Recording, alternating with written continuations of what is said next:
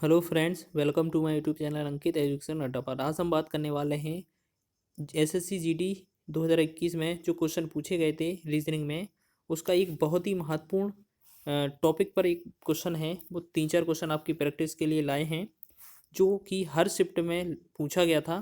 आपका एक डायग्राम दिया था, एक जो है बेन ग्राफ संबंधी, और इसमें कोई वैल्यू पुट की गई थी। ठीक है, इसमें से आपको जो विकल्प से क्वेश्चन आंसर आपको बताना होता है। इस तरह का जो क्वेश्चन है लगभग हर परीक्षा में पूछा जाता है, और एसएससी जीडी का तो ये फेवरेट एक क्वेश्चन है। लगभग हर शिफ्ट में ये पूछा गया है। तो देख लेते हैं इसको करने का तरीका क्या है। आपका निश्चित ही इसका जो क्वेश्चन है वो आपको आपके एग्जाम में मिलने वाला है। चलिए इसमें देख लेते हैं, पढ़ते लिखा क्या है। दिए गए आरेख में त्रिभुज महिलाओं को निरूपित करता है, वर्ग माताओं को निरूपित करता है, और व्रत नृत्यांगनाओं को निरूपित करता है।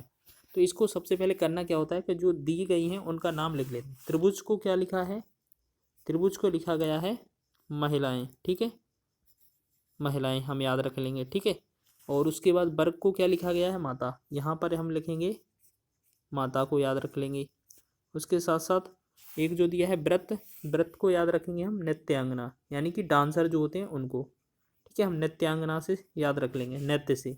अब हमें इसमें क्वेश्चन किस तरीके से सॉल्व करना होता है।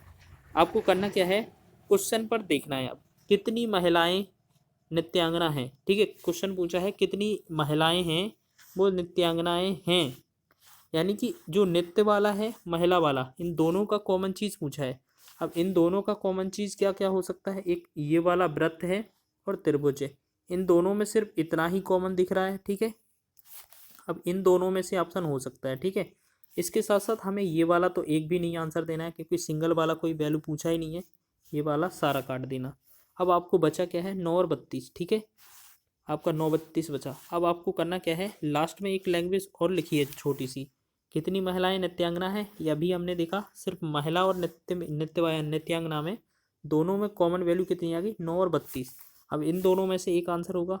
अब इसमें लिखा है कि कितनी महिलाएं नृत्यांगना है लेकिन माताएं नहीं है। अब ये माताएं नहीं होनी चाहिए, यानी कि जितना ये वर्ग है वो पूरा कटेगा, इसमें से कुछ भी आंसर नहीं देना है हमें। तो आंसर क्या बचेगा हमारा? 9। तो आपको किस तरीके से सॉल्व करना है कि उसमें बोला है पहले तो कि जो वैल्यू दी गई हैं महिलाएं और नृत्यांगनाएं, इन दोनों का कॉमन चीज़ क्या था? 9 और 32।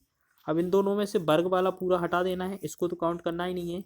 तो हमारा सिर्फ बचेगा ये वाला 9। तो इसका क्वेश्चन का आंसर कितना होगा? 9। अब देख लेते हैं आगे एक क्वेश्चन किस तरीके से और पूछे गए थे। अगला क्वेश्चन था कि जो क्वेश्चन है, चलिए इतने पे देख लेते हैं। चलिए इसको देखते हैं, क्वेश्चन क्या था। इसमें जो आयत है वो शिक्षक को दर्शा रहा था, महिलाएं, त्रिभुज को, विवाहित, वृत्त को। अब इसमें क्वेश्चन दिया गया है उन महिला शिक्षिकाओं की संख्या कितनी है। महिला भी पूछा है और शिक्षिका की पूछा है, तो इन दोनों में कॉमन देखना पड़ेगा। इसका और त्रिभुज का कॉमन चीज़ क्या मिलेगा हमें? इतना 11 और 9, यानी कि ना तो हमसे ये वाला पूछा है पार्ट और ना ही हमसे ये वाला पार्ट पूछा है, कुछ भी नहीं पूछा है इतने में। ठीक है, तो 11 और 9 से हमें बताना है इनमें से क्या पूछा है। अब आगे लिखा है महिलाएं शिक्षिकाओं की संख्या कितनी है जो विवाहित नहीं है, यानी कि अब व्रत भी सारा कैंसिल करना है, व्रत भी नहीं होगा हमारा एक भी आंसर। तो व्रत की जितनी वैल्यू है ये भी नहीं रहेंगी, तो बचेगा क्या हमारा? 11। तो इस क्वेश्चन का आंसर था ऑप्शन नंबर दूसरा, 11। बहुत ही आसान सा क्वेश्चन होता है, आप इसको कर सकते हैं। ठीक है, अगला नेक्स्ट क्वेश्चन देख लेते हैं क्या था नेक्स्ट क्वेश्चन। चलिए इसको देखते हैं, इसको सॉल्व कर देते हैं। दिए गए आरेख में षटभुज पुस्तकालय कर्मियों को, तो ये कौन है? पुस्तकालय, तो पुस्तक से याद रखेंगे पुस्तकालय। ठीक है, उसके बाद वर्ग करदाताओं, वर्ग जो है वो कौन है? करदाता है, जो कर से याद रख लेंगे। और वृत्त चित्रकारों, तो ये कौन है? वृत्त वाले हैं वो चित्रकार हैं। ठीक है, अब इतने से याद कर लेते हैं। अब इसमें हमसे पूछा क्या है वो देख लेते हैं। चलिए, कितने पुस्तकालय कर्मी ना तो करदाता हैं और ना ही चित्रकार हैं, यानी कि पुस्तकालय वाले की बात की गई है, ना तो वो चित्रकार होने चाहिए ना ही कर वाले, यानी कि ना तो वो वर्ग वाले में से होना चाहिए और ना ही वो वृत्त वाले में से होना चाहिए। तो बचेगा क्या? कितना? 15, क्योंकि पुस्तकालय ही तो पूछा है। ना तो वो चित्रकार होना चाहिए ना ही वो करदाता होना चाहिए। तो ऑप्शन नंबर ये वाला हमारा 15 राइट आंसर हो जाएगा। एक क्वेश्चन और देख लेते हैं इसी तरीके का, ठीक है। एक क्वेश्चन और है, इसमें देख लेते हैं। अब इसमें बोला गया है दिए गए आरेख का ध्यानपूर्वक अध्ययन करके निम्न प्रश्न का उत्तर दें। चलिए इसको बनाते हैं हम। चलिए इसमें क्या है, टीचर दिए गए हैं, रूरल मतलब ग्रामीण दिए गए हैं, और पोस्ट ग्रेजुएट मतलब स्नातकोत्तर दिए गए हैं। अब क्वेश्चन में बोला गया है उन शिक्षकों टीचर्स की संख्या कितनी है। अब बात करें, इस वृत्त की बात कर रहे हैं, ठीक है, इसमें से इस वृत्त की बात कर रहे हैं जो ना तो ग्रामीण है और ना ही स्नातकोत्तर।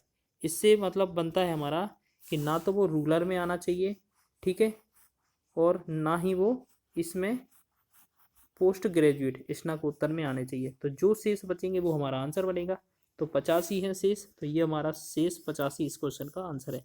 इस तरह का क्वेश्चन है वो एसएससी जीडी एग्जाम में रीजनिंग के जो पोर्शन है उसमें एक क्वेश्चन जरूर पूछा जाएगा। आप इसकी प्रैक्टिस करके जाइएगा।